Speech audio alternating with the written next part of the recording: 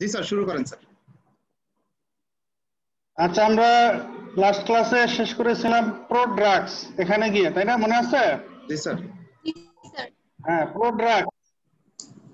Prodrugs are inactive form of drugs that undergo metabolic activation within the body to become active drugs. আমরা কিছু example বলেছিলাম, মনে আছে? Levodopa থেকে dopamine, ট্যালামপিসিলিন থেকে অ্যাম্পিসিলিন, এনালাপ্রিল থেকে এনালাপ্রিলাট, কার্বিমাজল থেকে মেথিমাজল, 1-হাইড্রোক্সিকলিক্যালসিফেরল থেকে 1,25-ডাইহাইড্রোক্সিকলিক্যালসিফেরল. These are the 5 examples of prodrugs that are activated within the body to become active drug. এবারে এই প্রোড্রাগ ফর্মে ড্রাগ গুলো অ্যাডমিনিস্ট্রেশন কেন করা হয়, এর একটি importance. Some drugs, if given orally, they are metabolized within GI tract and liver and so become unavailable in systemic circulation. তার মানে অ্যাবজর্পশনই হয় না। তো এইসব ড্রাগ যদি প্রোড্রাগ ফর্মে দেওয়া হয়, তাহলে প্রোড্রাগ ফর্মে ড্রাগটা অ্যাবজর্পশন সিস্টেমিক সার্কুলেশনে পৌঁছে যায়। যেমন একটা এক্সাম্পল, ডোপামিন। ডোপামিন নাম শুনছো তোমরা?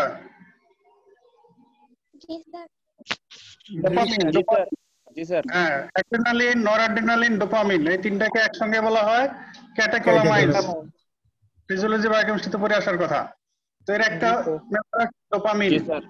ডোপামিন একটা ডিজিজ আছে, নিউরোলজিক ডিজিজ, পার্কিনসন্স ডিজিজ, নাম শুনছো? জি স্যার। পার্কিনসন্স ডিজিজে ডোপামিনার্জিক অ্যাক্টিভিটি কমে যায় ব্রেনে, এই কারণে এর সিমটম গুলো হয়। তো এর ট্রিটমেন্ট হিসেবে, তাহলে যেহেতু ডোপামিনার্জিক অ্যাক্টিভিটি কমে যায়, তাহলে দেওয়ার কথা ডোপামিন ট্রিটমেন্ট হিসেবে। বাট প্র্যাকটিক্যালি ডোপামিন যদি ওরালি দেওয়া হয়, ওরালি দিলে যে ট্র্যাক্টে লিভারে ক্যাটেকোলামাইন মেটাবলাইজিং এনজাইম আছে, তোমরা নাম শুনছো কিনা, monoamine oxidase and catechol O methyl transferase, এরা এটাকে মেটাবলাইজ করে দেয়, যার ফলে এটা সিস্টেমিক সার্কুলেশনে পৌঁছতে পারে না। তাহলে বিকল্প হচ্ছে ডোপামিনটাকে প্যারেন্টারালি দেওয়া যেতে পারে। তো প্যারেন্টারালি দিলে আবার সমস্যা হচ্ছে, dopamine itself can't cross blood brain barrier. তো ডোপামিন আবার যদি প্যারেন্টারালিও দেওয়া হয়, তাহলে ব্লাড ব্রেন ব্যারিয়ার ক্রস করতে পারবে না, ব্রেনে পৌঁছতে পারবে না, তো এর কোনো ইফেক্ট হবে না। তো তাহলে প্যারেন্টারালি দিয়েও লাভ নেই। ওরালি দিলে মেটাবলাইজড হয়ে যায়, ভেঙে যায়, আবার প্যারেন্টারালি দিলে এটা টার্গেট সাইটে পৌঁছতে পারে না। এই জন্য যেটা করা হয়, ডোপামিনের immediate metabolic precursor, that is levodopa. Levodopa এটাকে ফর্মুলেট করে মেডিসিন বানানো হয়েছে, ড্রাগ ফর্মুলেশন করে। This is prodrug. Levodopa is prodrug of dopamine. তো যদি লেভোডোপা ওরালি দেওয়া হয়, তো এটাকে মেটাবলাইজ করার কোনো এনজাইম নাই যে ট্র্যাক্ট এন্ড লিভারে, যার ফলে এটা মেটাবলাইজ হয় না, ইনট্যাক্ট এটা সার্কুলেশনে পৌঁছে যায় অ্যাবজর্পশন হয়ে। তো অ্যাবজর্পশন হওয়ার পরে ওই ডোপামিন ডাইরেক্টলি দিলে, প্যারেন্টারালি দিলে যেমন ব্লাড ব্রেন ব্যারিয়ার ক্রস করতে পারতো না, তো লেভোডোপা আবার ব্লাড ব্রেন ব্যারিয়ারও ক্রস করতে পারে। এজন্য টার্গেট সাইটে সিএনএস এ পৌঁছে যায়, সেখানে পার্কিনসনিজমের সিমটম ইমপ্রুভ করার জন্য সে অ্যাকশন শো করে। তাহলে এই হচ্ছে এই ধরনের বিভিন্ন আরো কিছু ড্রাগ আছে যেগুলো প্রোড্রাগ হিসেবে দেওয়া হয়। উদ্দেশ্য হলো এটা, কোনোটা হলো অ্যাক্টিভ ড্রাগ ফর্মে দিলে অ্যাবজর্পশন হয় না, কোনোটা অ্যাক্টিভ ফর্মে দিলে অন্য ড্রাগের সাথে ইন্টারাকশন হয়, কোনোটা কিছু কিছু ড্রাগের আবার ওই অ্যাক্টিভ ফর্মে দিলে এটার অ্যাবনর্মাল টেস্ট, স্মেল, এইসব কারণে এটাকে কাভার করার জন্য প্রোড্রাগ ফর্মে দেওয়া হয়, এই ধরনের বিভিন্ন। তবে সবচেয়ে বেশি ইম্পর্টেন্ট হচ্ছে এটাই যে যেসব ড্রাগ ওরালি দিলে মেটাবলাইজড হয়ে যায়, যেমন এক্সাম্পল ডোপামিন বললাম আমরা, তো এই জন্য এর প্রোড্রাগ ফর্ম লেভোডোপা দেওয়া হচ্ছে, তাহলে এটা ওরালি অ্যাবজর্পশন হয়, এর ইফেক্ট পাওয়া যায়। নেক্সট একটা টার্ম আমরা বলি, সেটা হলো অরফ্যান ড্রাগ। অরফ্যান মানে কি? অরফ্যান এতিম স্যার, এতিম স্যার। তো অরফ্যান ড্রাগ মানে হলো এতিম ঔষধ। তাহলে কি ধরনের হতে পারে বিষয়টা? Drug use for a rare disease, sir. Some drugs that are used to treat some rare diseases. Rare মানে rare, very very rare, uncommon diseases. তো যদি কোনো ডিজিজ যদি রেয়ার হয় তাহলে ওই ডিজিজের জন্য যে ট্রিটমেন্ট হিসেবে ড্রাগ ইউজ হয়, তো এই ড্রাগটার প্রয়োজনও হবে রেয়ারলি। তো যদি রেয়ারলি কোনো ড্রাগের প্রয়োজন হয় তাহলে আমাদের ড্রাগ ডেভেলপমেন্ট অ্যান্ড মার্কেটিং এর জন্য যেসব ফার্মাসিউটিক্যাল কোম্পানি আছে তারা তো ওই ড্রাগটাকে ফর্মুলেট করে মার্কেটিং করবে না, কারণ রেয়ারলি ইউজ হবে। তো তাদের তো ওইটা ফর্মুলেট করে মার্কেটিং করতে তাদের যে কস্ট যাবে এটা তো হয়তো তারা উঠায় আনতে পারবে না। সেজন্য pharmaceutical companies are not interested to market this rare drugs, rarely needed drugs.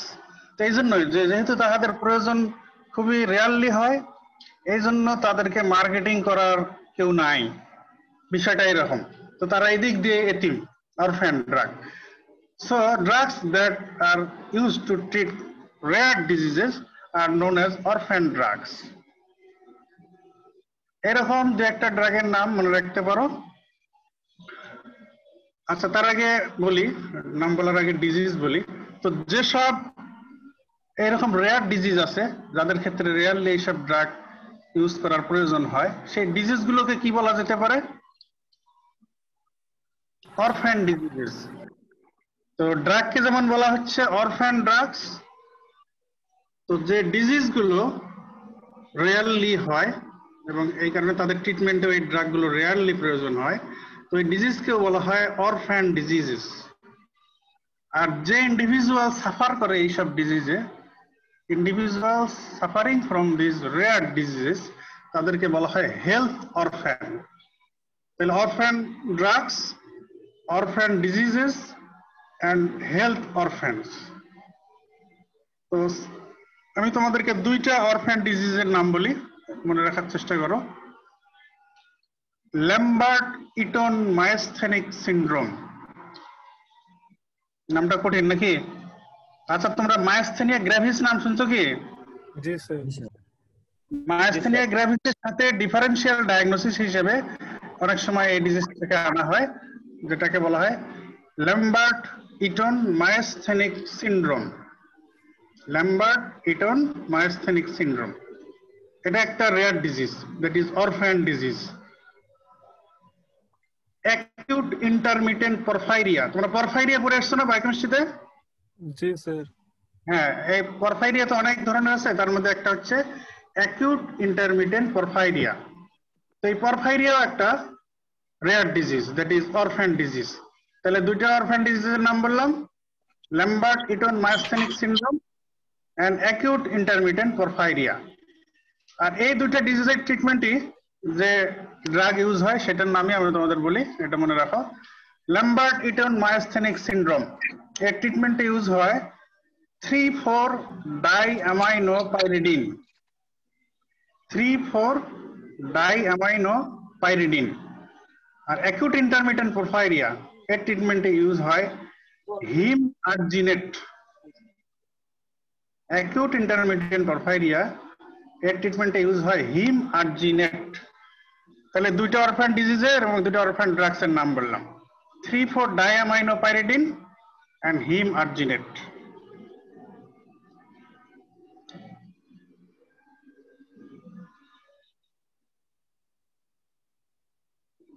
Next, another term, Regular chemical name. essential drugs.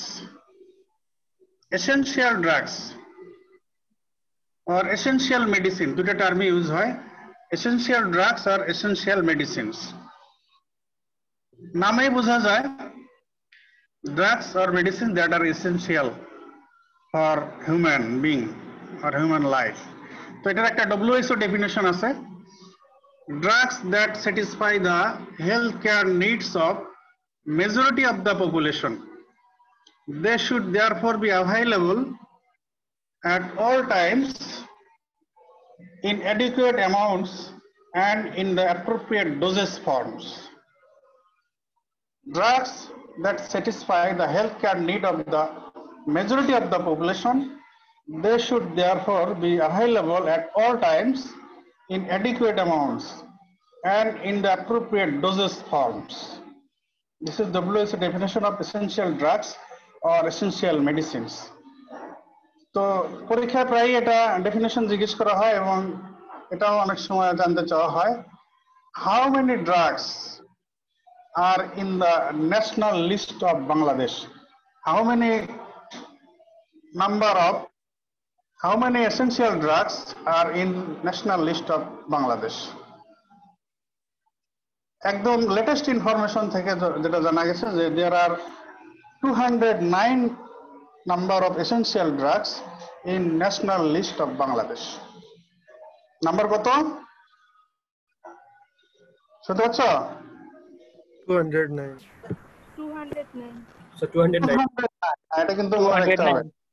তোমাদের লেটেস্ট যে ব্যাচ প্রপ দিয়েছিল তাদের রিটেনেও কিন্তু এটা এসেছিল যে ন্যাশনাল লিস্ট অফ বাংলাদেশে এসেনশিয়াল ড্রাগের নাম্বার কত, যেটা ডেফিনেশন এন্ড নাম্বার মনে রাখতে হবে।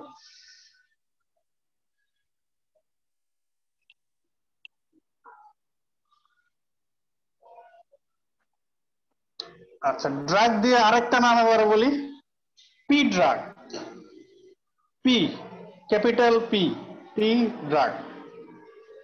ক্যাপিটাল পি আসলে কয়েকটা ওয়ার্ডস এর ফার্স্ট অ্যালফাবেট পি, সেই হিসাবে পি ড্রাগ। পি ড্রাগ দিয়ে বোঝানো হয় preferred drug, personal drug, primary drug, principal drug, priority drug. কয়টা কথা বললাম? P drug indicates personal drug, priority drug, preferred drug, principal drug, primary drug. তো এটার কনসেপ্টটা হলো যে কোনো একটা হেলথ প্রবলেম নিয়ে যখন কোনো পেশেন্ট ফিজিশিয়ানের কাছে আসে, ডক্টর, তো ফিজিশিয়ান তার হেলথ প্রবলেমটাকে ডায়াগনোসিস করে যে তার প্রবলেমটা কি, ডিজিজটা কি। তো ডায়াগনোসিস করার পরে ওই সেম ডিজিজের জন্য তার হাতে অনেক অপশন থাকতে পারে, সেভারাল ড্রাগস দিয়ে ওই ডিজিজটা ট্রিটমেন্ট করা যেতে পারে। তো তার মধ্যে কোনো ড্রাগ হয়তো চিপ, কোনো ড্রাগ কস্টলি, কোনো ড্রাগ হয়তো প্রেগনেন্সিতে সেফ, কোনোটা আনসেফ, কোনোটা চিলড্রেনের সেফ, কোনোটা চিলড্রেনের আনসেফ, কোনোটা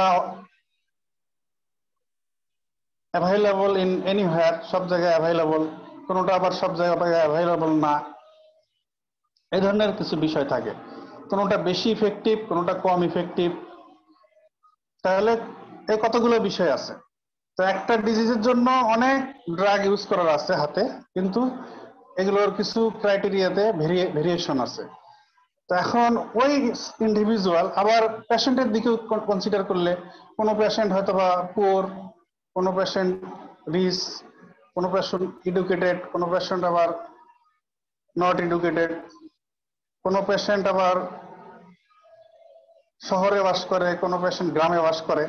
তো এই সব কিছু কনসিডার করে তাকে একটা সিঙ্গেল ড্রাগ সিলেকশন করতে হবে from a list of drugs.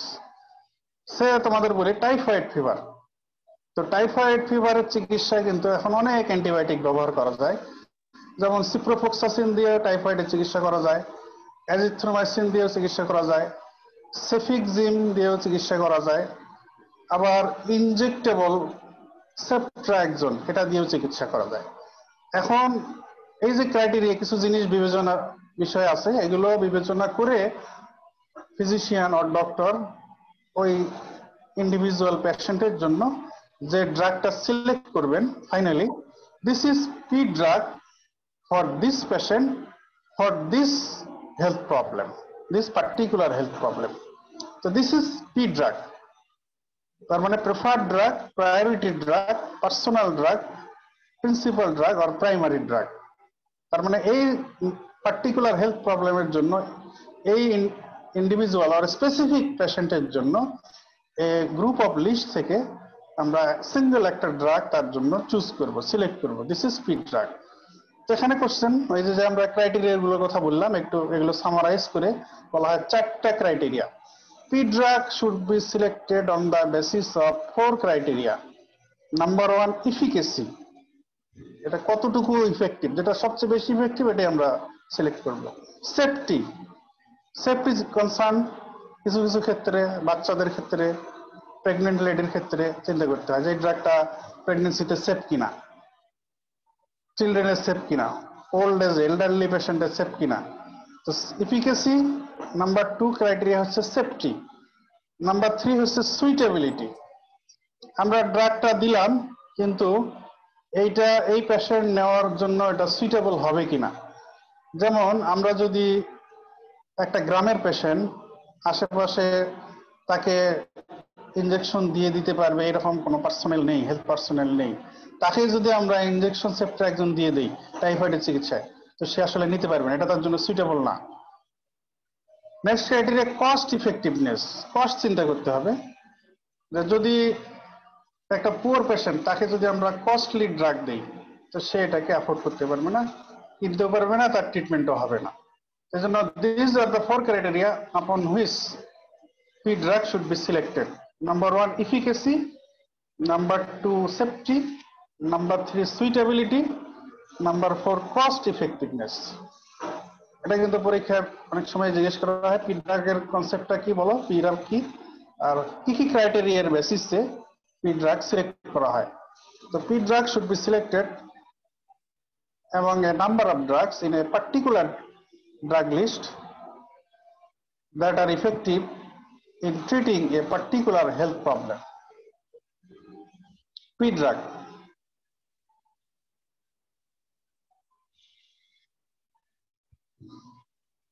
আচ্ছা, আমরা একটু এর আগের ক্লাসের রিলেশনে একটা কথা বলতে চাই।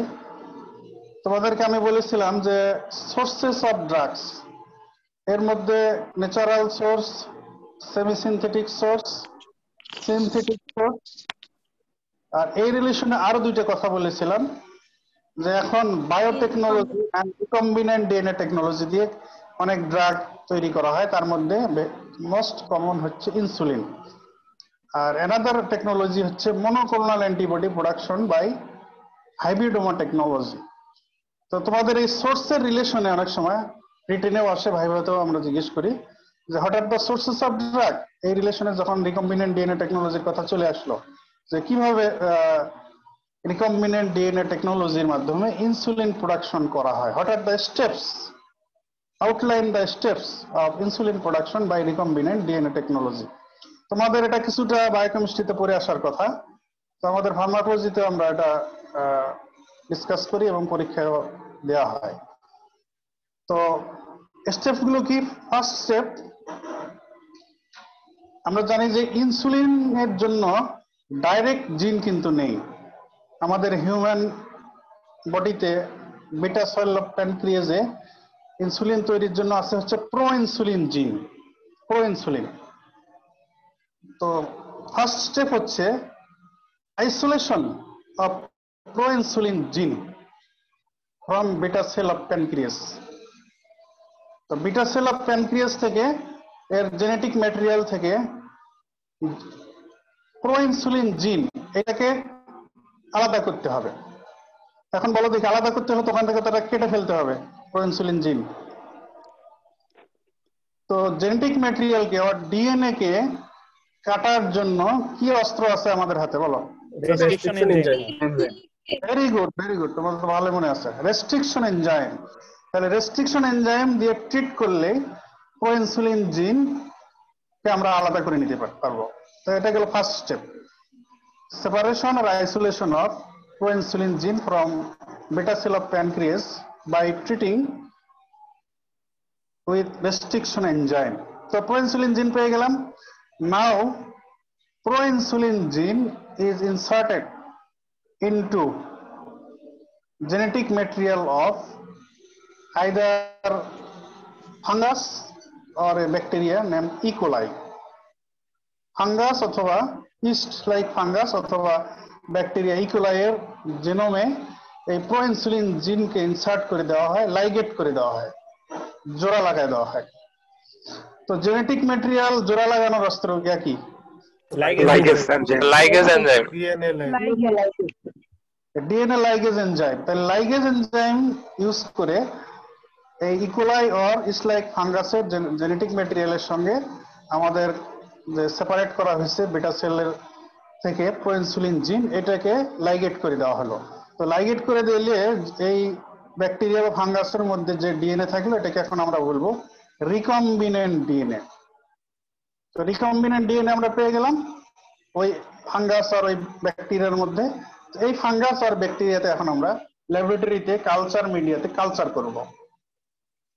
তো কালচার করলে কি হবে, তার সেল ডিভিশন হইতেই থাকবে, মাইটোটিক সেল ডিভিশন হইতেই থাকবে, একটা থেকে দুইটা, চারটা, আটটা এভাবে হইতেই থাকবে, এবং পাশাপাশি তার মেটাবলিক অ্যাক্টিভিটিও চলতে থাকবে। তো সে মাল্টিপ্লিকেশন করবে, তার মেটাবলিক অ্যাক্টিভিটি শো করবে, আদার মেটাবলিক অ্যাক্টিভিটির সাথে সাথে প্রোইনসুলিন জিনের যে metabolic activity, that is production of proinsulin. তো প্রোইনসুলিন সে হিউজ অ্যামাউন্টে যখন মাল্টিপ্লাই করতে করতে করতে করতে অনেক ব্যাকটেরিয়া বা অনেক ফাঙ্গাস হয়ে যাবে, তো তাদের সবার মেটাবলিক প্রোডাক্ট প্রোইনসুলিন জিনের প্রোডাক্ট প্রোইনসুলিন প্রোডাকশন হবে।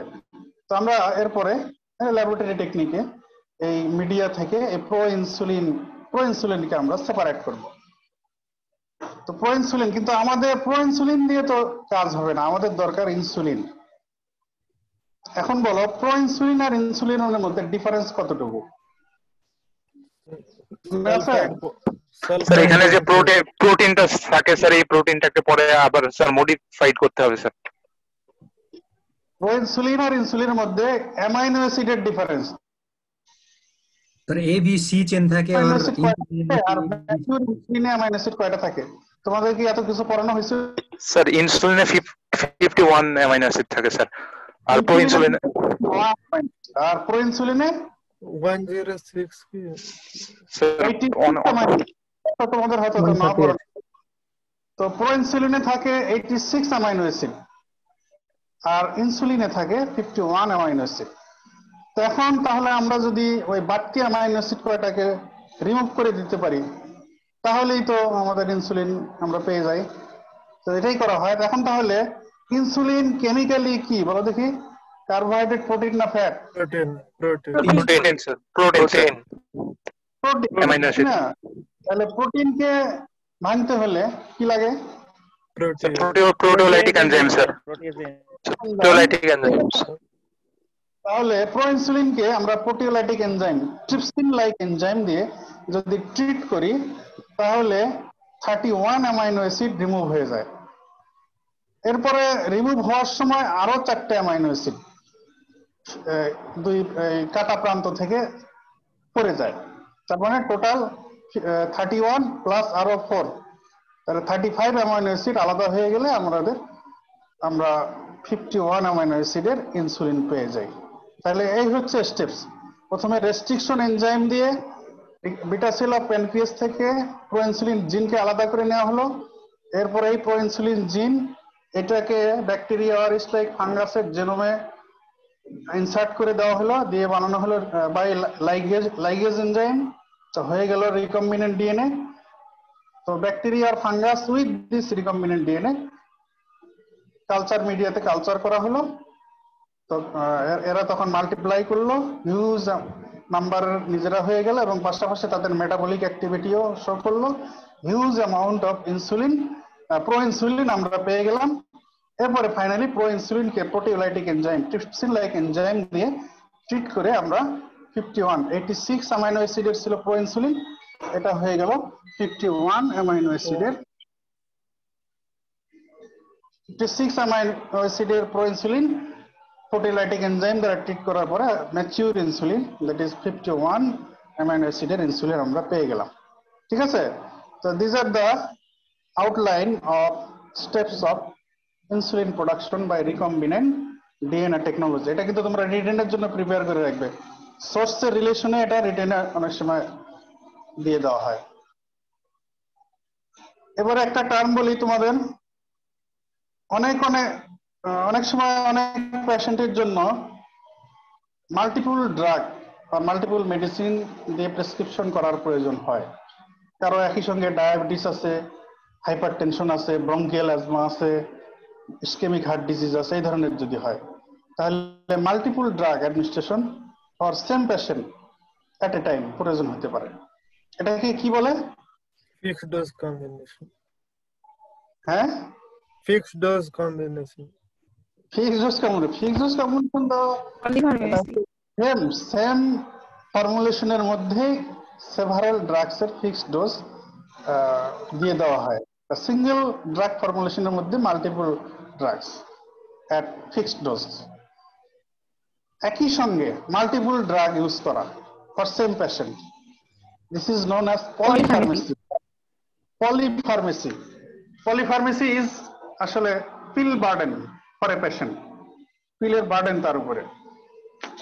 তো যদি আমরা একটা ডেফিনেশনের মতো বলি তাহলে বলা যেতে পারে use of too many drugs or too many medicine for a single patient.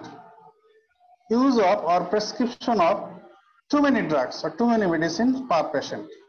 একই রোগীর জন্য একই সময়ে যদি অনেক মেডিসিন প্রেসক্রিপশন করা হয় বা অনেক মেডিসিন যদি পেশেন্ট ইউজ করে, this is polypharmacy. Use of multiple drugs at a time or prescribing multiple drugs at a time in a prescription for a patient. তো পলিফার্মেসি কি ভালো না খারাপ? খারাপ স্যার। খারাপ। পলিফার্মেসি কিছু কিছু ক্ষেত্রে ভালো এবং খারাপ টার্গেটেড পলিফার্মেসি করে, টার্গেটেড। আমরা চাই যে তার যেমন একই সঙ্গে যদি কোনো পেশেন্টের ডায়াবেটিস হাইপারটেনশন থাকে তা তো পলিফার্মেসি করতেই হবে, উপায় নেই। ডায়াবেটিসেরও ট্রিটমেন্ট দিতে হবে, হাইপারটেনশন সাথে যদি ব্রঙ্কিয়াল অ্যাজমা থাকে সেটারও ট্রিটমেন্ট দিতে হবে। তো এটা হলো আমাদের টার্গেট। আর কিছু কিছু ক্ষেত্রে আমাদের পলিফার্মেসির কারণে আবার প্রবলেম হতে পারে। সেটা হলো, আমরা কেবল তো নতুন এই সাবজেক্টে পড়তেছো, তো ড্রাগ ইন্টারাকশন একটা কথা আছে, শুনছো কি? ড্রাগ ইন্টারাকশন শুনছো কি? ড্রাগ ইন্টারাকশন টার্মটা শুনছো? জি স্যার। ড্রাগ ইন্টারাকশন শুনছো কি? স্যার শুনেছি। ড্রাগ ইন্টারাকশন মানে ড্রাগের ডোজ দেওয়া হয়।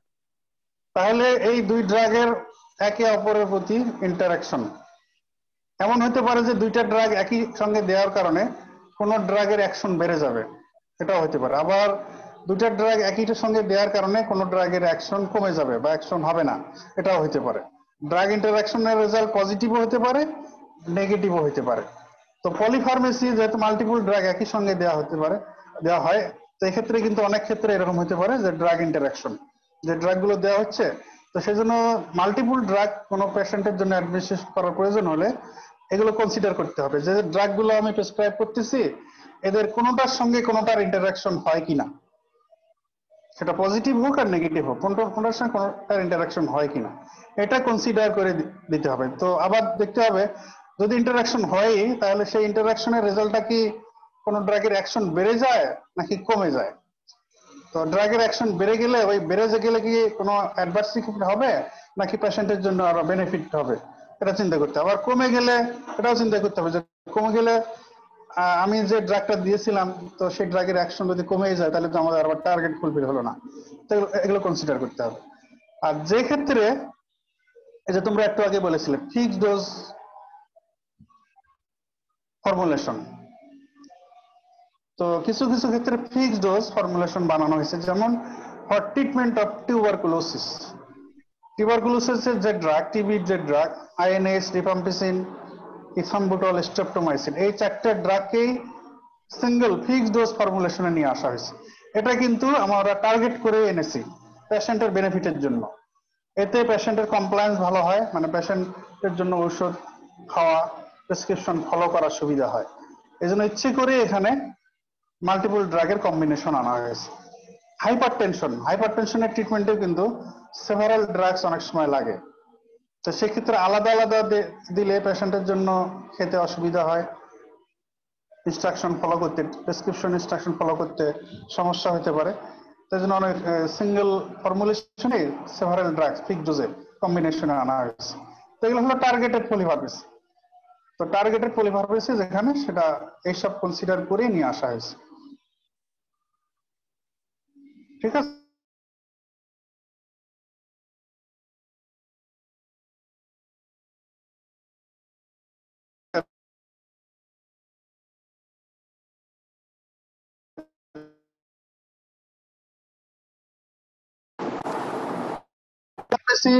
is dangerous in old ages. Old এজের পেশেন্টের ক্ষেত্রে বিভিন্ন ড্রাগের অ্যাডভার্স ইফেক্ট হওয়ার চান্স অনেক বেশি থাকে। তো সেখানে যদি আরো এবং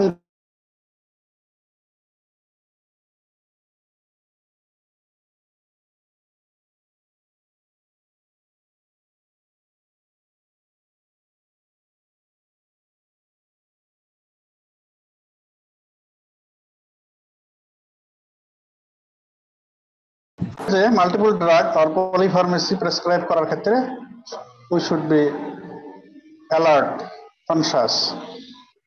তো নাও অ্যানাদার টার্ম, আমাদের এই ডক্টর অ্যান্ড পেশেন্ট রিলেশনশিপ, ডক্টরের কাছে যখন পেশেন্ট আসে তখন প্রেসক্রিপশন করে দেওয়া হয়, এই প্রেসক্রিপশন পেশেন্ট কতটুকু ফলো করতে পারে না পারে, এই রিলেশনে একটা term, that is compliance.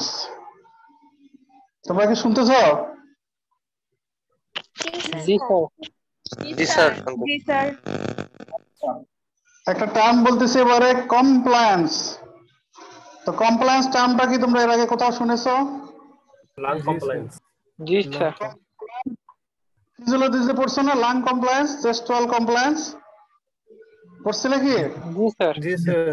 G sir. ওই কমপ্লায়েন্সের সাথে আমাদের এই ফার্মাকোলজিতে আমরা এখন ড্রাগের রিলেশনে যে কমপ্লায়েন্স বলতেছি এটা কিন্তু কোনো মিল নাই। হ্যাঁ, এটা একদম ডিফারেন্ট।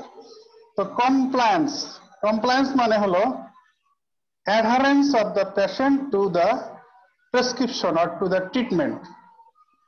মানে যে প্রেসক্রিপশন করা হলো বা যে ট্রিটমেন্ট দেওয়া হলো, এই প্রেসক্রিপশন বা ট্রিটমেন্ট পেশেন্ট কতটুকু ফলো করতে পারতেছে বা করতেছে, দিস ইজ কমপ্লায়েন্স। তো যদি গুড, তারা ভালোভাবে ফলো করতে পারে, যদি ভালোভাবে ফলো করতে পারে তাহলে এটাকে বলা হবে গুড কমপ্লায়েন্স। আর যদি ভালোভাবে ফলো করতে না পারে তাহলে আমরা এটাকে বলবো poor compliance. Poor, good compliance or poor compliance. তাহলে compliance is the extent to which patients follow treatment instruction. Compliance is the extent to which patient follow treatment instructions or prescription instructions. তো কোনো একটা disease or কোনো একটা health প্রবলেমের successful treatment depends on compliance. তো যদি পেশেন্টের compliance ভালো থাকে, সে ঠিকমতো ট্রিটমেন্ট ইনস্ট্রাকশন ফলো করতে পারে, তাহলে আমরা আশা করব যে তার ট্রিটমেন্ট সাকসেসফুলি শিডিউল কমপ্লিট করবে, সে সুস্থ হয়ে যাবে।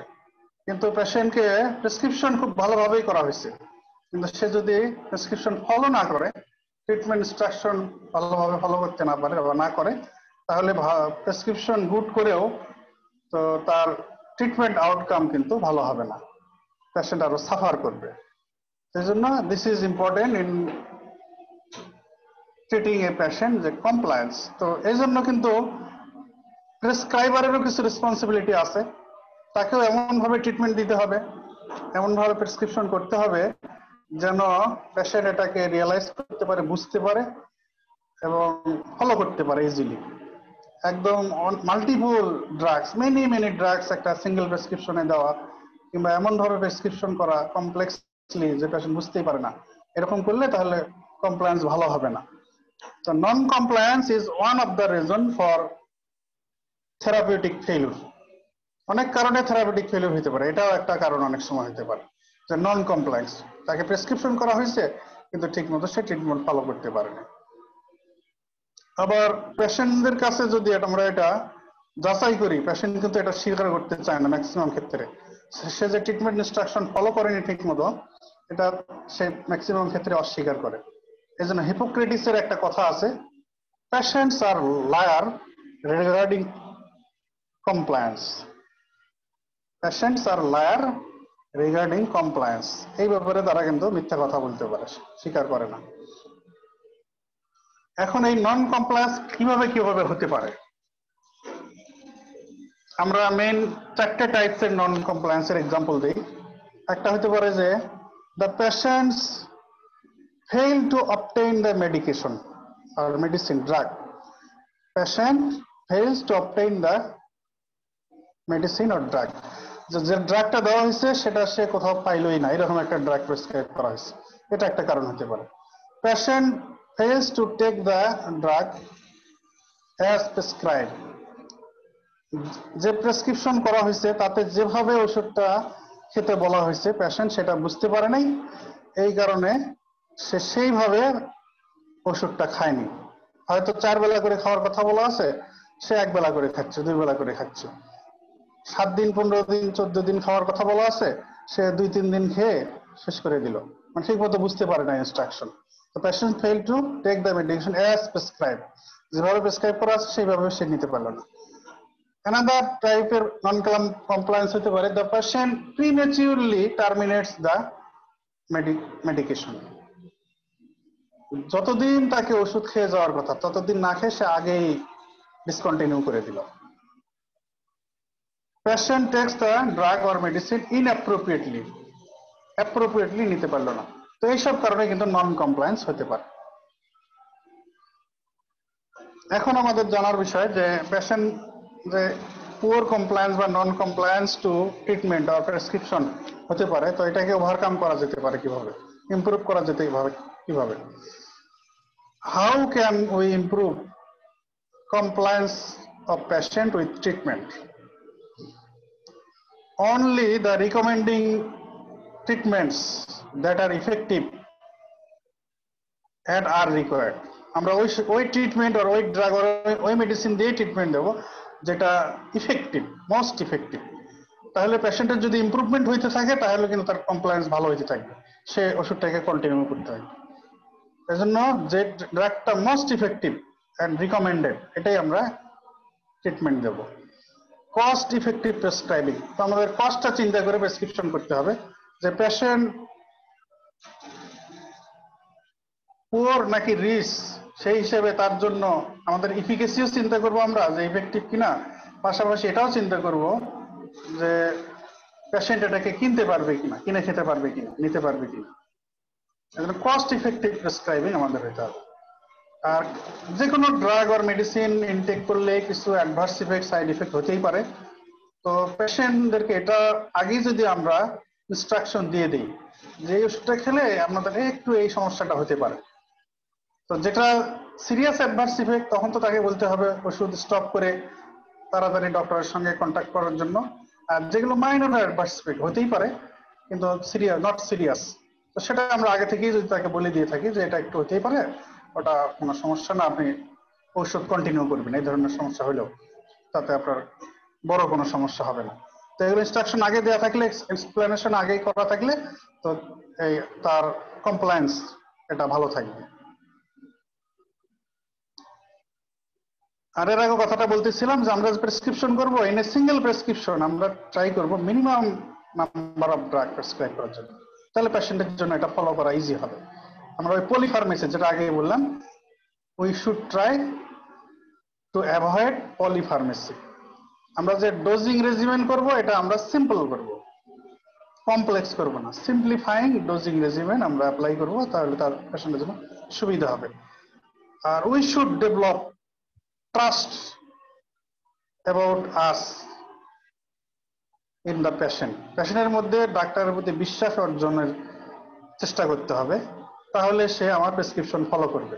তো সেই জন্য পেশেন্টের সঙ্গে তার ডিজিজ সম্পর্কে একটু এক্সপ্লেইন করতে হবে এবং ট্রিটমেন্ট প্ল্যানটা কি সেটা একটু এক্সপ্লেইন করতে হবে। এই ট্রিটমেন্ট দিলে আউটকাম আমরা কি আশা করতেছি কতদিনে, এটা একটু এক্সপ্লেইন করতে হবে। এই ট্রিটমেন্ট দিলে একটু কি সমস্যা হতে পারে, অ্যাডভার্স ইফেক্ট হতে পারে, এটাও একটু ইনস্ট্রাকশন আগে দিয়ে রাখতে হবে।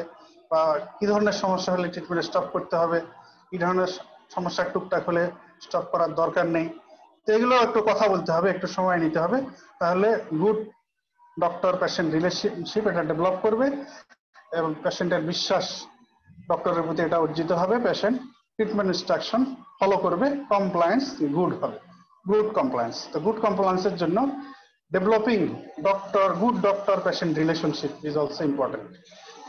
আচ্ছা, আমরা একটু আগে তোমাদের বললাম স্যার এখানে হাতের লেখা কি প্রভাবক? অবশ্যই। এই যে হাতের লেখা যদি বোঝাই না যায় তাহলে তো পেশেন্ট ট্রিটমেন্ট ইনস্ট্রাকশন ফলো করবে কেমনে? ওই কথার মধ্যে এটা ঢুকানো আছে।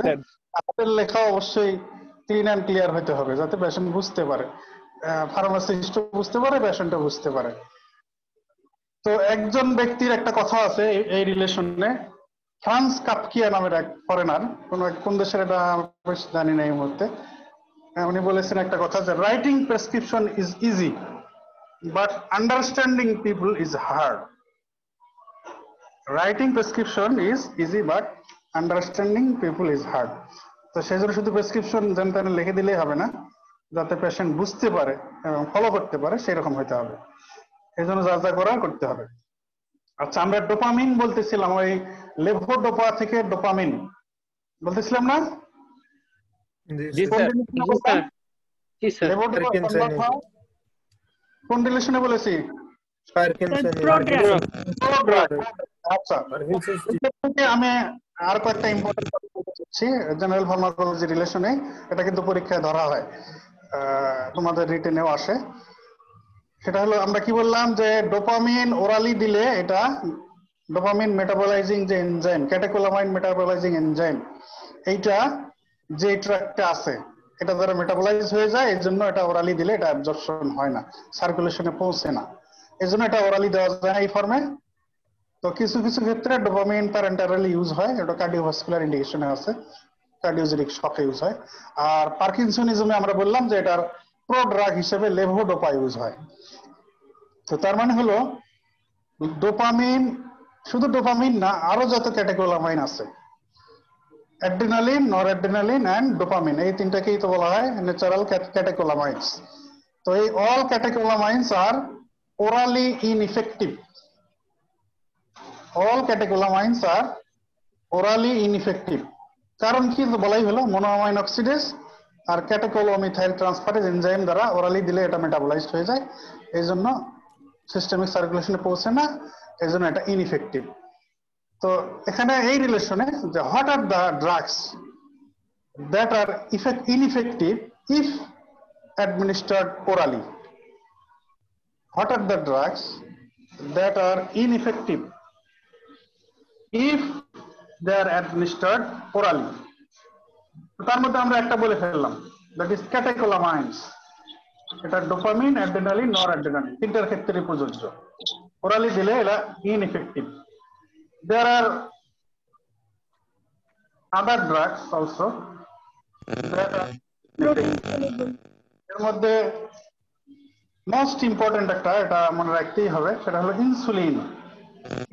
ওরালি দিলে কি হবে? ইনসুলিন রিঅ্যাকশন না sir, insulin is protein or polypeptide in nature. protein. Orally it will be digested by proteolytic enzyme. So এটা তো একদম ভেঙে চুরে অ্যামাইনো অ্যাসিড হয়ে যাবে আলাদা আলাদা সব। তো এটা ইনসুলিন আর অ্যাবজর্পশন হবে না, এর ইফেক্ট আমরা পাবো না। তাহলে এটা একটা এক্সাম্পল, ইনসুলিন।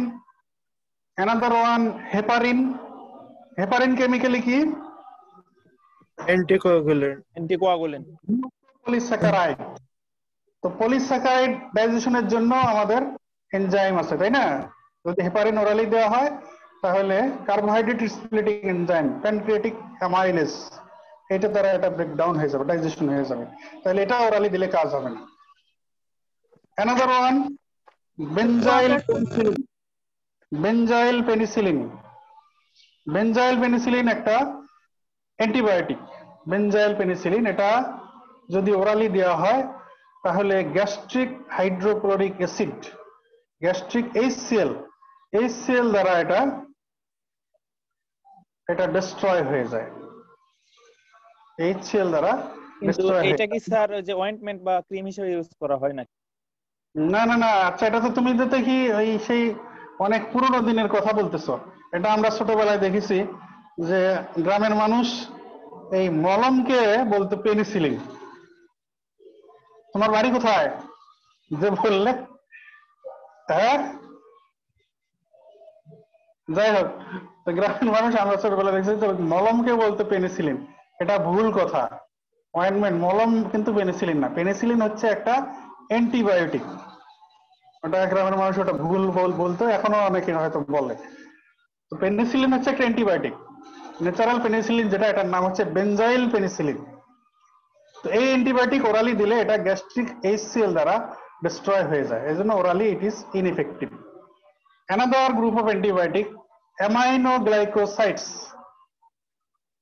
অ্যামাইনোগ্লাইকোসাইডস এর ক্ষেত্রে আবার কথা হলো যে, আচ্ছা তোমাদের একটু বেসিক আগে অ্যাসেস করি, সেটা হলো যে কোন ড্রাগ বা কোন মলিকুল মেমব্রেন ক্রস করতে হলে তাকে কি ধরনের হতে হয় বলো? লিপিড সলিউবল হতে হয়। Lipid soluble. Not the lipid solubility, not the passage through membrane, biological membrane.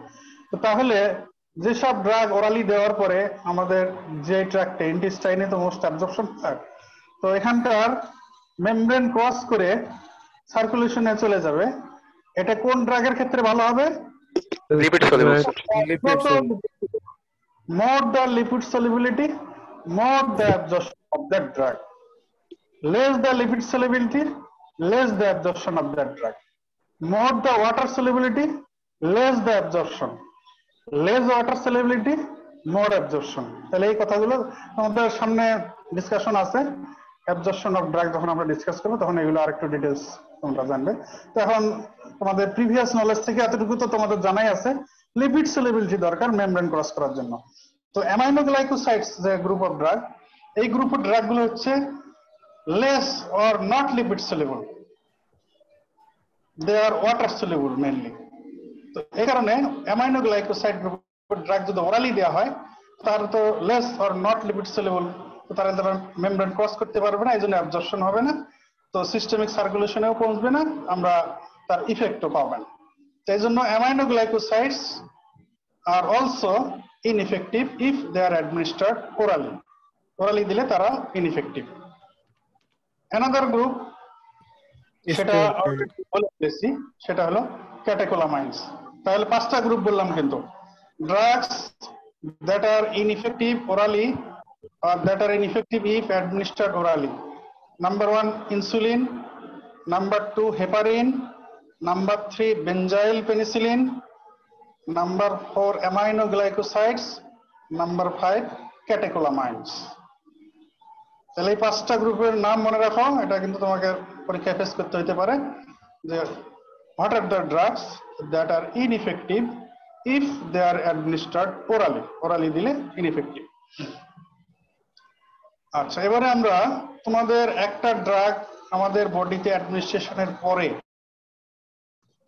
একেবারে শেষ পর্যন্ত কি কি ঘটনা আমাদের বডিতে ঘটতে পারে সেগুলো আমি তোমাকে একটু সামারাইজ করব। তাহলে হোয়াট আর দ্য ইভেন্টস আর what are the happenings following oral administration of a drug.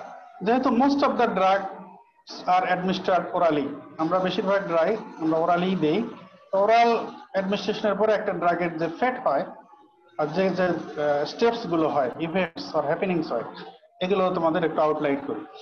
এগুলো পরে অনেকটা নিয়ে ডিটেলস ডিসকাশন আছে, আজকে হলো আউটলাইন করতেছি। আচ্ছা বলো, তাহলে একটা ড্রাগ আমরা ওরালি অ্যাডমিনিস্ট্রেশন করব, তাহলে ফার্স্ট স্টেপ কি? Absorption sir. Absorption. মুখে ঢুকে দিলাম, তাহলে প্রথমে কি করবে পেশেন্ট?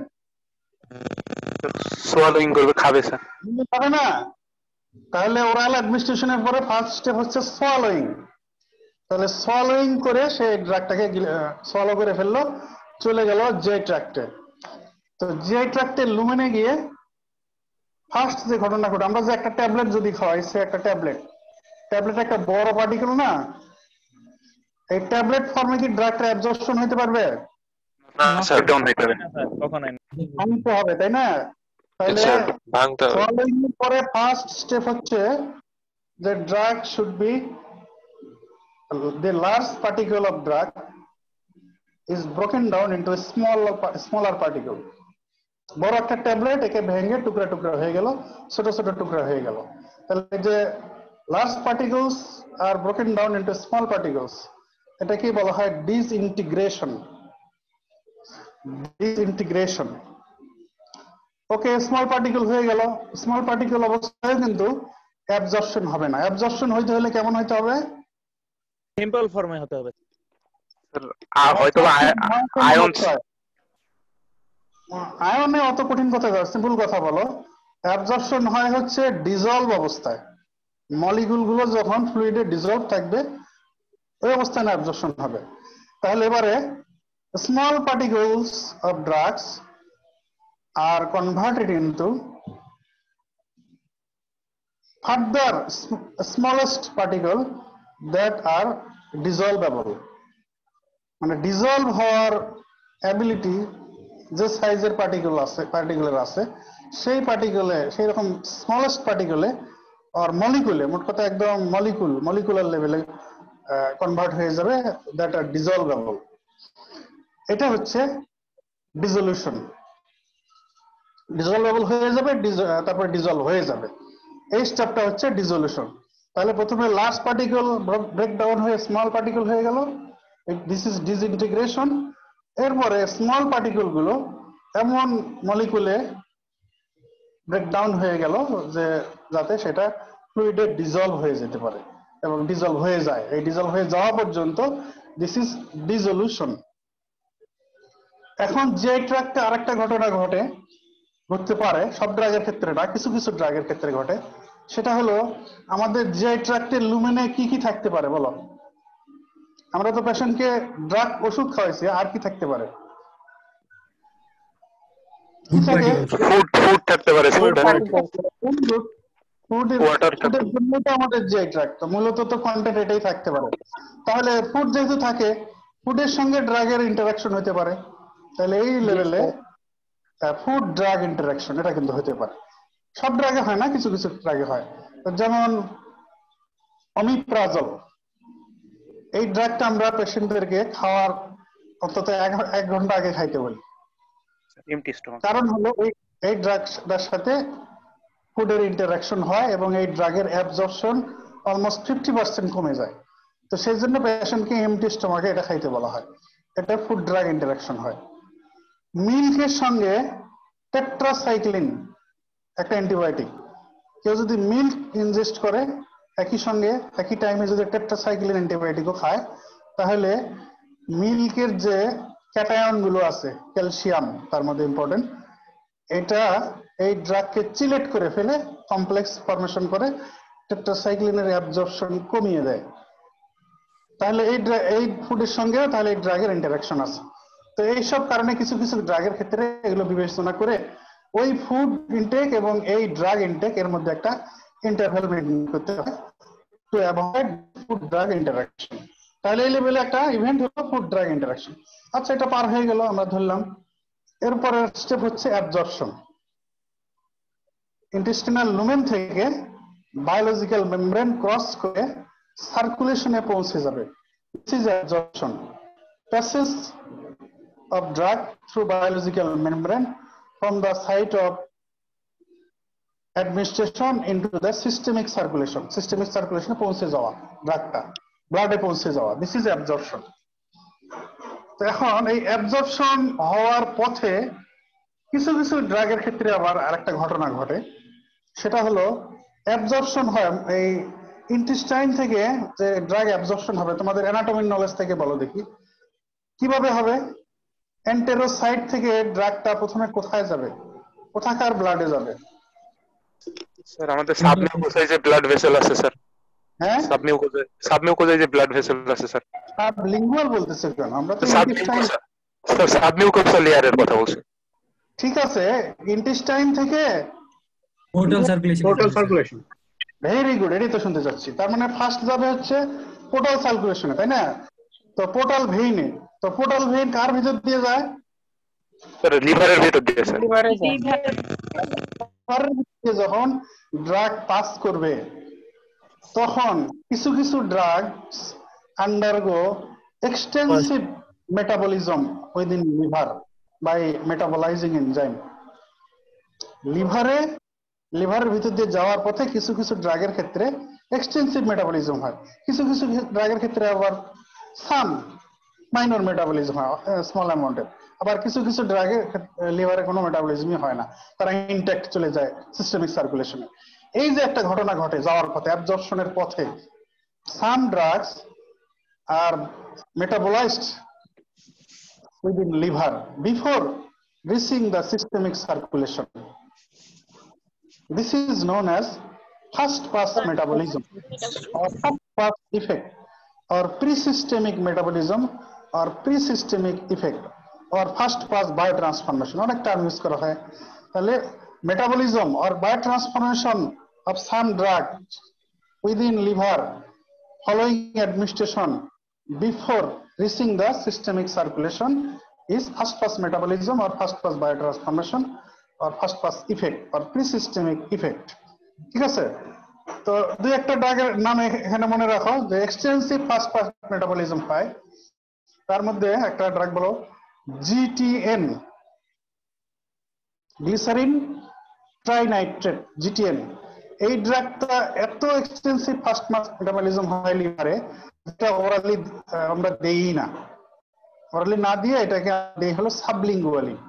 সাবলিঙ্গুয়ালি দিলে এটা টোটাল সার্কুলেশন অ্যাভয়েড করবে, ডাইরেক্টলি সিস্টেমিক সার্কুলেশনে চলে যাবে। এছাড়া আরো কিছু ড্রাগ আছে যেগুলোর বেশ সিগনিফিকেন্ট ফার্স্ট পাস মেটাবলিজম হয়, যেমন morphine, pethidine, beta blocker, diazepam, এইসব। এটা তোমাদের পরে আর একটু পড়ানো হবে, আমি তো আজকে আউটলাইন করতেছি। ওকে, সার্কুলেশনে পৌঁছে গেল। সার্কুলেশনে পৌঁছার পরে সার্কুলেশনে একটা ঘটনা ঘটে যে many drugs bind with plasma protein, এটাকে বলে plasma protein binding. Many drugs binds with plasma protein binding. তো যেগুলো প্লাজমা প্রোটিনে বাইন্ড হয় তাদেরকে বলা হয় বাউন্ড ড্রাগ, আর যে ফ্র্যাকশনটা ফ্রি থাকে তাকে বলা হয় ফ্রি ড্রাগ। তাহলে প্লাজমা প্রোটিন বাউন্ড ড্রাগ আর একটা ফ্র্যাকশন থাকতেছে ফ্রি ড্রাগ। তো it is maintained that there will be equilibrium between plasma protein bound drug and fixed drug. ব্লাডে কিছু ড্রাগ, কিছু মানে ম্যাক্সিমাম প্লাজমা প্রোটিনের সঙ্গে আর একটা ফ্র্যাকশন থাকে ফ্রি হিসেবে। তো এদের মধ্যে অলওয়েজ ইকুইলিব্রিয়াম মেইনটেইন হয়, plasma protein bound drug and free drug. And pharmacological effect দেবে, টিস্যু লেভেলে পৌঁছবে এবং ফার্মাকোলজিক্যাল ইফেক্ট দেবে হচ্ছে অনলি ফ্রি ড্রাগ। তো কোনো কারণে যদি ফ্রি ড্রাগের কনসেন্ট্রেশন কমে যায় তাহলে প্লাজমা প্রোটিন বাউন্ড ড্রাগ থেকে কিছু ড্রাগ ফ্রি হয়ে এই ফ্রি ড্রাগের ফ্র্যাকশন ইকুইলিব্রিয়াম এটা মেইনটেইন করবে। তো তাহলে এটা তোমরা মনে রাখো যে ফার্মাকোলজিক্যালি অ্যাক্টিভ ড্রাগ হচ্ছে ফ্রি ড্রাগ, আর there is always equilibrium in between plasma protein bound drug and equilibrium and free drug. Free drugs are biologically active, free drugs are metabolized, free drugs are also excreted. কিন্তু plasma protein bound drugs এটা inactive, এটা মেটাবলাইজও হবে না, এটা কোনো অ্যাকশনও করবে না, এটা এক্সক্রিশনও হবে না, এটা ব্লাডে থেকে যাবে। এটা আসলে স্টোরেজ অফ ড্রাগ হিসেবে কাজ করে। যখন ফ্রি ড্রাগ কমে যাবে তখন এখান থেকে বাউন্ড ড্রাগ থেকে ফ্রি হয়ে ওই ফ্রি ড্রাগের ফ্র্যাকশন মেইনটেইন করবে। তো ওকে, তো এখন এরপরে প্লাজমা প্রোটিন বাউন্ড অবস্থায় থাকে, ফ্রি ড্রাগ অবস্থায় সার্কুলেশনে থাকে। তো ফ্রি ড্রাগ গুলো সার্কুলেশনের মাধ্যমে আমাদের হোল বডিতে ডিস্ট্রিবিউট হয়ে যাবে, এগুলো ডিস্ট্রিবিউশন কম বেশি হবে, যার যেমন পারফিউশন সার্কুলেশন সেই রকম ডিস্ট্রিবিউশন হবে। আর টার্গেট যে সাইট, আমরা যে সাইটে যে টিস্যুতে অ্যাকশনের জন্য এই ড্রাগ অ্যাডমিনিস্ট্রেশন করেছি সেইখানে এর অ্যাকশন হবে, আর অন্য জায়গায় যেটা অ্যাকশন হবে এটা হবে আমাদের আনডিজায়ার্ড। আচ্ছা, এটা আমরা পরে আসতেছি। এখন টিস্যু লেভেলে আবার কিছু টিস্যুতে কিছু ড্রাগ আবার টিস্যু লেভেলে টিস্যু প্রোটিনের সঙ্গে বাইন্ড হয়ে যায়। তো তখন সেই ড্রাগগুলো আবার সেই সব টিস্যুতে কনসেন্ট্রেট হয়, কনসেন্ট্রেশন বেশি হয়ে যায়, কোনো ক্ষেত্রে আবার এই কারণে টিস্যু লেভেলে টক্সিসিটিও হয়, এটা আমরা পরে বলবো। এই রিলেশনে আবার তাহলে এখন বললাম ডিস্ট্রিবিউশন হয়ে যায়, আর টিস্যু লেভেলে কিছু ড্রাগের টিস্যু বাইন্ডিং হয়, আর কোন ড্রাগের ক্ষেত্রে একটা টার্ম প্রযোজ্য, দ্যাট ইজ রিডিস্ট্রিবিউশন। এই ঘটনাটা হলো যে প্লাজমা থেকে সার্কুলেশন থেকে যখন সেভারেল টিস্যুতে ড্রাগ ডিস্ট্রিবিউট হয়ে গেল, কিছু কিছু ড্রাগ আবার একটু পরে টিস্যু থেকে সার্কুলেশনে রিটার্ন করে, এবং সার্কুলেশনে রিটার্ন করে সেকেন্ড টাইম আবার কোনো কোনো টিস্যুতে ডিস্ট্রিবিউট হয়ে যায়। তার মানে রিপিট ডিস্ট্রিবিউশন, এটাকে বলে রিডিস্ট্রিবিউশন। তো রিডিস্ট্রিবিউশনের এক্সাম্পল খুবই কম। একটা ড্রাগের নাম মনে রাখতে পারো, thiopental sodium. It is a general anaesthetic agent. Thiopental sodium, এইটার ক্ষেত্রে রিডিস্ট্রিবিউশন হয়। এই কারণে কিন্তু এই জেনারেল অ্যানেস্থেটিক এজেন্ট হিসেবে থায়োপেন্টাল সোডিয়ামের অ্যাকশন খুবই শর্ট, কারণ এটা সেন্ট্রাল নার্ভাস সিস্টেমে ব্রেনে খুব তাড়াতাড়ি চলে যায়, হাইলি লিপিড সলিউবল। আবার হাইলি লিপিড সলিউবল হওয়ার কারণে আবার মেমব্রেন ক্রস করে সিএনএস থেকে বের হয়ে সার্কুলেশনে চলে আসে, এসে আবার সেকেন্ড টাইম অন্য টিস্যুতে ডিস্ট্রিবিউট হয়ে যাবে, দ্যাট ইজ রিডিস্ট্রিবিউশন। তাহলে রিডিস্ট্রিবিউশনের এক্সাম্পল হচ্ছে thiopental sodium. Another term enterohepatic recycling. টার্মটা শুনছো তোমরা আগে? জি স্যার। জি স্যার। অ্যানাটমি। হ্যাঁ, কিসের রিলেশনে শুনছো? বাইল স্যার, বাইলে। Bile salt, very good. Bile salt is the physiological example of enterohepatic recycling or enterohepatic cycle. এখন কিছু কিছু ড্রাগের ক্ষেত্রে কিন্তু এই ঘটনা ঘটে। ইন্টেস্টাইন থেকে লিভার, লিভার থেকে সার্কুলেশন, হ্যাঁ সার্কুলেশন থেকে আবার ইন্টেস্টাইন, ইন্টেস্টাইন থেকে আবার লিভার, এইভাবে ঘুরতে থাকে। কিছু কিছু ড্রাগের ক্ষেত্রে এই ঘটনা ঘটে যে recycling between intestine and liver, এই ড্রাগ গুলো ঘুরপাক খাইতে থাকে। তো এই কারণে অবশ্য কিছু সুবিধাও পাওয়া যায় কোনো কোনো ড্রাগের ক্ষেত্রে। এই রিজিয়নে এই ড্রাগটা বারবার ঘুরতেছে, বারবার এটা কিছু এটা কনসেন্ট্রেশন এই রিজিয়নে বেশি থাকে। তো এর এক্সাম্পল হচ্ছে টেট্রাসাইক্লিন, একটা অ্যান্টিবায়োটিক, এটার ক্ষেত্রে এন্টারোহেপাটিক রিসাইক্লিং হয়। ওরাল কন্ট্রাসেপটিভ পিল, এটার ক্ষেত্রে এন্টারোহেপাটিক রিসাইক্লিং হয়। ঠিক আছে, তোমরা তো এটা একটু মনে রাখো। আচ্ছা, আমরা কিন্তু ড্রাগকে পর্যন্ত পৌঁছায় দিছি টিস্যু লেভেল পর্যন্ত, ঠিক আছে? মানে প্রথমে সোয়ালোইং, তারপরে ডিসইন্টিগ্রেশন, ডিসলিউশন, অ্যাবজর্পশন হয়ে এরপরে ডিস্ট্রিবিউশন লেভেলে আমরা চলে গেছি। ডিস্ট্রিবিউশন হয়ে টিস্যু লেভেলে পৌঁছে গেছে। এখন এটা হলো টিস্যু লেভেলে সে তার মেকানিজম অফ অ্যাকশন এক্সার্ট করবে, এরপরে ইফেক্ট প্রডিউস করবে। মেকানিজম অফ অ্যাকশন, এরপরে ইফেক্ট হবে। এখন ইফেক্ট ওই যে বললাম, টার্গেট সাইটে হবে আমাদের ডিজায়ার্ড ইফেক্ট, যেটাকে আমরা বলবো থেরাপিউটিক ইফেক্ট। আর যেটা আমাদের ডিজায়ার্ড না, টার্গেট সাইট ছাড়া আদার সাইডে যে ইফেক্ট, এটা হচ্ছে আনডিজায়ার্ড ইফেক্ট। এটাই হবে side effect or adverse effects. ঠিক আছে, তাহলে টিস্যু লেভেলে পৌঁছে যাওয়ার পরে টিস্যুতে যে মেকানিজম অফ অ্যাকশন শো করবে, যে ইফেক্ট প্রডিউস করবে, সেটা ডিজায়ার্ড হোক আর আনডিজায়ার্ড হোক, এই ঘটনাটাকে আমরা বলবো ফার্মাকোডাইনামিক্স। তোমাদের প্রথম দিকের ক্লাসে একটু বলছিলাম, এখন এই স্টেপে সেটা একটু মনে রাখার চেষ্টা করো। তাহলে টিস্যুতে পৌঁছে যাওয়ার পরে ড্রাগ যে মেকানিজম অফ অ্যাকশন শো করবে এবং ইফেক্ট প্রডিউস করবে, either desired or undesired both,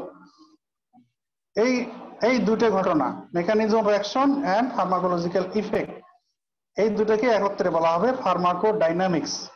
তার মানে ড্রাগ বডির উপরে যা ঘটাচ্ছে, এতক্ষণ যা ঘটাইছে তা কিন্তু বডি ড্রাগের উপরে ঘটাইছে। আর এই ঘটনা দুটো, mechanism of action and effect, এরা কিন্তু ড্রাগ বডির উপরে ঘটাইতেছে। এই জন্য এটাকে বলা হবে pharmacodynamics. Mechanism of action and pharmacological effects are included as pharmacodynamics. Okay, আচ্ছা, এবারে অ্যাকশন হয়ে গেল, ইফেক্ট হয়ে গেল। তো এরপরে হলো ড্রাগ যদি আবার আমাদের বডিতে অ্যাকুমুলেট করে, তাহলে কিন্তু ড্রাগের ওই যে অ্যাডভার্স ইফেক্ট, যেটা টক্সিসিটি হওয়ার চান্স থাকে। কিছু কিছু ড্রাগের ক্ষেত্রে তো খুবই বেশি। তো সেই জন্য আমাদের এটা কাম্য নয় যে ড্রাগ বডিতে থেকে যাক। তো আমরা চাবো যে ড্রাগ আমাদের অ্যাকশন, আমাদের ইফেক্ট পাওয়ার পরে ড্রাগ বডি থেকে এক্সক্রেট হয়ে যাক। কিন্তু অল ড্রাগস আর নট এক্সক্রেটেবল। যে ফর্মে আমরা ড্রাগ অ্যাডমিনিস্ট্রেশন করি, মোস্ট অফ দ্য ড্রাগস কিন্তু এক্সক্রেটেবল না। সেজন্য যেটা করা হয় মানে যেটা আমাদের বডিতে ঘটে, আল্লাহ তাআলা আমাদের বডিতে সেই মেকানিজম দিয়ে দিয়েছেন। যে ড্রাগ এর মেটাবলিজম করার জন্য বডিতে মেটাবলাইজিং সিস্টেম, বায়োলজিক্যাল সিস্টেম, এনজাইমস, কোএনজাইমস এগুলো তো আমাদের বডিতে আছে, মোস্টলি লিভার। তো ড্রাগ মেটাবলিজমের প্রিন্সিপাল অর্গান লিভার। তো ড্রাগের অ্যাকশন হলো, ইফেক্ট হয়ে গেল, এখন হলো আমরা চাবো যে এই ড্রাগ বডিকে বের হয়ে যাক। বের হওয়ার আগে তাকে বের হওয়ার উপযোগী বানাইতে হবে, এক্সক্রেটেবল বানাইতে হবে। এই জন্য কিছু অল্টারেশন, কিছু চেঞ্জ ঘটাইতে হবে, ট্রান্সফরমেশন ঘটাইতে হবে। This is drug metabolism or drug biotransformation. তাহলে ইফেক্টের পরের স্টেপ হচ্ছে drug metabolism or drug biotransformation.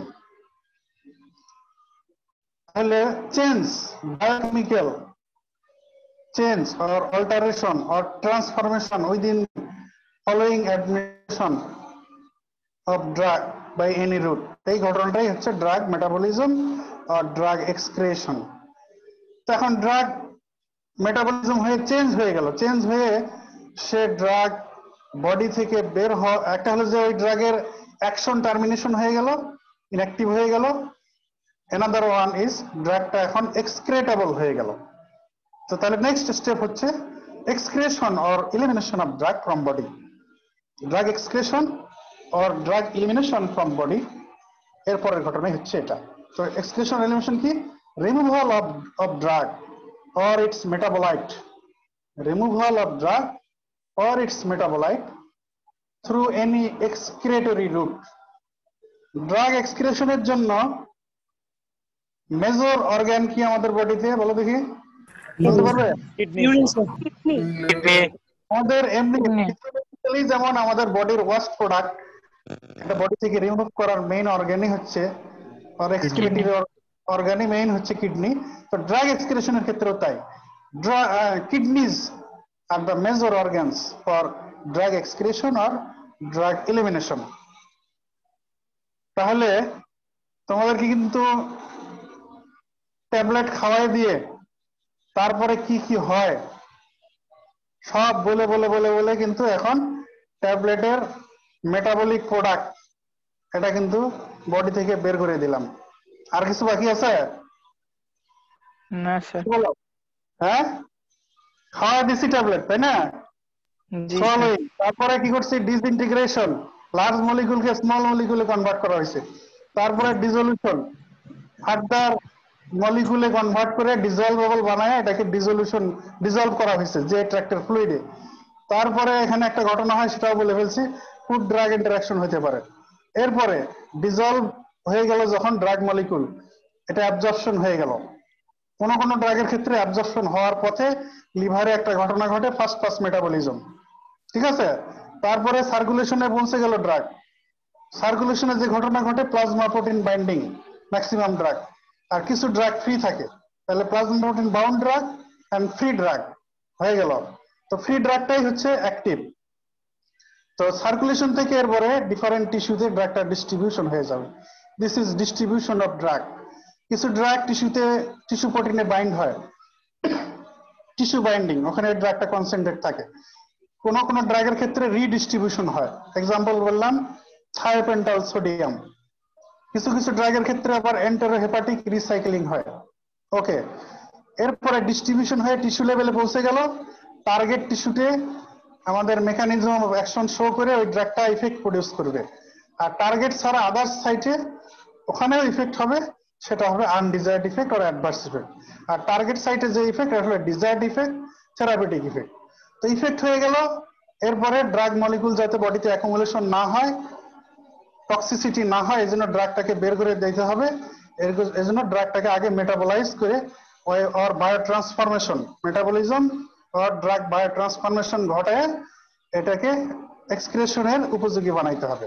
তো এক্সক্রেটেবল হয়ে গেল। এখন মেটাবলিজম আর বায়োট্রান্সফরমেশনের জন্য প্রিন্সিপাল অর্গান হচ্ছে লিভার। এরপরে ড্রাগটা এক্সক্রেশন হয়ে যাবে। ড্রাগ এক্সক্রেশন আর এলিমিনেশনের জন্য মেজর অর্গান হচ্ছে কিডনিজ। তো তাহলে খাওয়ানো, ঔষধ খাওয়ানো থেকে শুরু করে ধাপে ধাপে স্টেপ বাই স্টেপ যা যা যা যা ঘটনা ঘটে সব বলে ফেললাম। Action, effect, bio transformation, metabolism, এরপর এক্সক্রিয়েট করে দিলাম, বডি থেকে বের হয়ে দিলাম। তার মানে একটা ড্রাগের টোটাল ফার্মাকোলজি বলা হয়ে গেল। তো আরেকটা কথা, এটা না বললে আবার ইনকমপ্লিট থাকে, দ্যাট ইজ ওই যে একটু আগে বলা হয়েছে পলিফার্মেসি। তো একই সময়ে যদি মোর দেন ওয়ান ড্রাগ অ্যাডমিনিস্ট্রেশন করা হয়, তাহলে আবার ওই ড্রাগে যে ধাক্কাধাক্কি হতে পারে। This is drug interaction. এর কারণে ড্রাগের ইফেক্ট কমতেও পারে, কখনো আবার বাড়তেও পারে, আবার কখনো আনসেন্স, তার মানে সেক্ষেত্রে সিগনিফিকেন্ট কোনো ইন্টারাকশন নাই। তাহলে another event is drug interaction. তাহলে ফুডের সাথে একটা ইন্টারাকশন, ফুড ড্রাগ ইন্টারাকশন, আর ড্রাগ ইন্টারাকশন, এটা হচ্ছে ড্রাগ ইন্টারাকশন। তো ড্রাগ ইন্টারাকশনের কারণে যদি কোনো ড্রাগের ইফেক্ট বেশি হয়, দিস ইজ সিনার্জিস্টিক ইফেক্ট। আর ড্রাগ ইন্টারাকশনের কারণে যদি কোনো ড্রাগের ইফেক্ট কমে যায়, তখন এটাকে বলা হবে অ্যান্টাগনিস্টিক ইফেক্ট। ঠিক আছে? তাহলে তোমাদের মোটামুটি জেনারেল ফার্মাকোলজির প্রথম দিকের ডিসকাশন এটা শেষ করে ফেললাম। আচ্ছা, তোমাদের ওই সোনিয়া ম্যাডাম কি ক্লাস নেওয়া শুরু করছেন? জি স্যার, শুরু করছেন স্যার। কি স্যার কোন চ্যাপ্টার শুরু করছেন? স্যার রুট অফ ড্রাগ অ্যাডমিনিস্ট্রেশনটা পড়াইছেন গতকালকে। রুট অফ ড্রাগ অ্যাডমিনিস্ট্রেশন, এরপর হয়তো উনি ফর্মুলেশন অফ ড্রাগস পড়াবেন। জি স্যার। আমি আশা করি এর পরে তোমাদের ফার্মাকোকাইনেটিক্সে চলে যাব। তো আচ্ছা, এই যে বললাম ইভেন্ট গুলো, এর মধ্যে তো মেকানিজম অফ অ্যাকশন আর ইফেক্টস, ডিজায়ার্ড হোক আর আনডিজায়ার্ড হোক, এটাকে একত্রে বলা হয় কি বলছি? Dynamics sir, dynamics. ফার্মাকোকাইনেটিক্স, এটা হচ্ছে, এখানে তো অনেক ঘটনাই আছে। তো ফার্মাকোকাইনেটিক্স হিসেবে আমরা মূলত চারটা ইভেন্ট এর মধ্যে ইনক্লুড করে ডিসকাস করব। একটা হচ্ছে ড্রাগ অ্যাবজর্পশন, এরপরে নাম্বার 2 হচ্ছে ড্রাগ ডিস্ট্রিবিউশন, নাম্বার 3 হচ্ছে drug metabolism or drug biotransformation, and number 4 হচ্ছে drug excretion or drug elimination. These 4 chapters are included as pharmacokinetics: drug absorption, drug distribution, drug metabolism or drug biotransformation, and last of all drug excretion or drug elimination. These 4 terms are included as pharmacokinetics, that is what body does to the drug. Body drug এর উপরে যা যা ঘটায়, যা যা করে, এটাই হচ্ছে ফার্মাকোকাইনেটিক্স। তো ওকে, নেক্সট ক্লাসে আমরা ইনশাআল্লাহ ফার্মাকোকাইনেটিক্স স্টার্ট করব। ওকে, তোমাদের পার্টিসিপেন্ট আজকে? স্যার আজকে তো বৃষ্টি হইতেছে স্যার, বৃষ্টির জন্য অনেকে হয়তো অনেক জায়গায় নেট স্যার প্রবলেম করতেছে, এই জন্য স্যার 105 জন 10 জনের মতো স্যার ছিল, এখন 90 জন আছে আর কি স্যার। আচ্ছা আচ্ছা, ঠিক আছে। জি স্যার। তাহলে আজকে ক্লাস এই পর্যন্ত। জি sir. Thank you very much. আজকে তোমাদের স্লাইড দেখাতে পারলাম না, আমি ওই বাসায় আছি তো, ওই বৃষ্টির জন্য আমিও যাইতে পারি স্যার। তোমাদের ইমেইলে দিয়ে দেবো আমি। স্যার ফোন থেকেও স্লাইড দেখাতে পারবেন স্যার? আমি ট্রাই করছি, কিন্তু ওই হলো না, ট্রাই করছিলাম। আচ্ছা আচ্ছা স্যার, ঠিক আছে, থ্যাংক ইউ। G sir. আসসালামু আলাইকুম। আসসালামু আলাইকুম স্যার।